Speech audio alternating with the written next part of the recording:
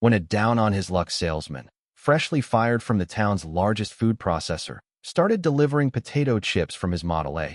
He could never have predicted his small operation would one day be part of a global empire worth billions. Yet that's exactly how Herman W. Lay's journey from humble vendor to the patriarch of Lay's chips and Frito-Lay began. It all began in 1909 in Charlotte, North Carolina. Herman Lay was born into a modest, middle-class family. His father worked as a bookkeeper, and his mother managed the home. There were no great fortunes, no family business waiting to be inherited, just an ordinary life in the American South. From a young age, however, Lay showed signs that he was anything but ordinary. He ran a soda stand for local passers-by, not just selling drinks, but managing employees, an early display of his natural business instincts. He wasn't just trying to make pocket money. Even as a child, he was building systems. By the time he reached college, his interest in formal education was waning. Although awarded a full athletic scholarship, Lay couldn't ignore the allure of real-world business. He dropped out, convinced he'd learn more chasing opportunity than chasing grades. That opportunity led him to Sunshine Biscuits, a company known for cookies and crackers. But then the Great Depression hit. The year was 1929. Lay was 20. Jobs vanished. Incomes were halved. Sunshine Biscuits let him go. For Lay, it was a harsh awakening, but also a turning point. The loss taught him the importance of independence. He realized he needed something of his own, something no economic downturn could take away. This lesson would soon become the cornerstone of his entrepreneurial rise. After the crash, Herman Lay found work with the Barrett Food Company in Nashville, Tennessee.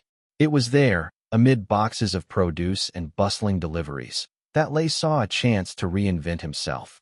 He became a traveling salesman, one of the best. With charm, perseverance, and a tireless work ethic, he developed a rapport with store owners, building relationships that would later prove crucial. But Lay wasn't content just moving someone else's products. On the side, he began distributing a small but promising snack, potato chips. Potato chips had been around since the 1850s, but it wasn't until the mid-1920s that technology caught up. A new method of sealing chips in wax paper bags allowed them to stay fresh longer, perfect for shelf sales and mass distribution. Lay spotted this trend and realized it wasn't just a passing novelty. He loaded his Ford Model A with bags of chips and hit the road. At first, he was simply reselling existing products. But the demand was growing.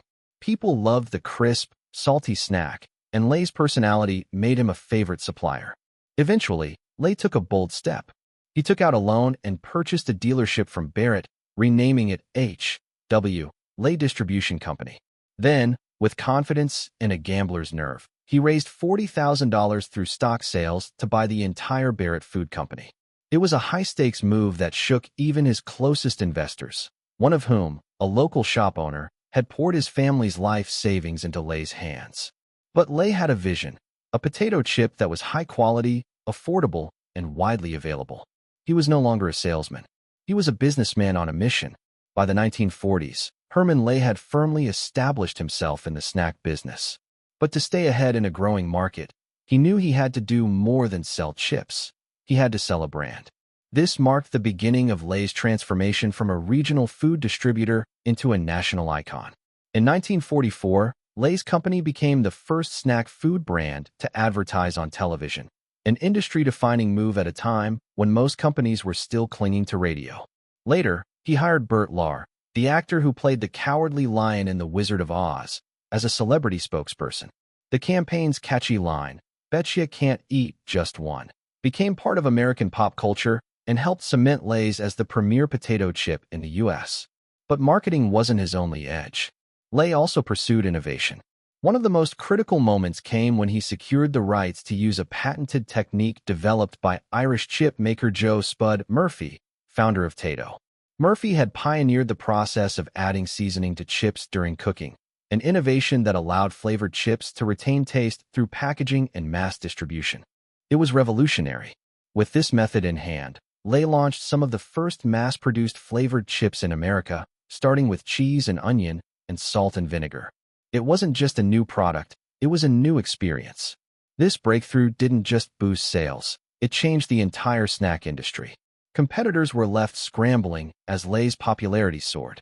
Yet Herman Lay wasn't finished. Another rival loomed on the horizon, a corn chip company with a similar origin story, Frito. And instead of igniting a rivalry, Lay chose something bolder, an alliance that would transform the entire food industry. In 1961, Herman Lay made a daring move that would redefine the American snack market. Instead of competing with Frito, the leading corn chip company founded by C.E. Doolan, Lay orchestrated a merger.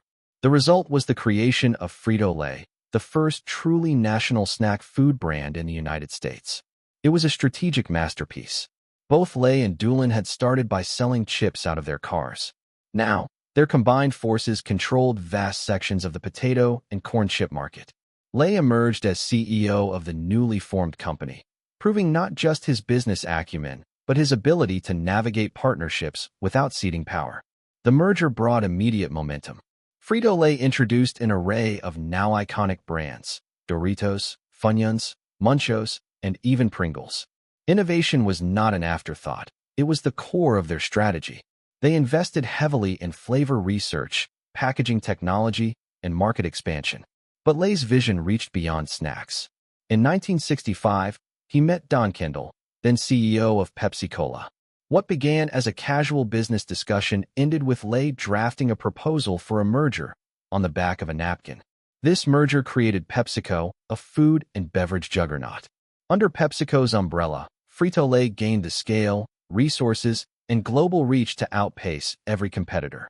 With Lay on the executive council, the company expanded internationally and diversified its offerings.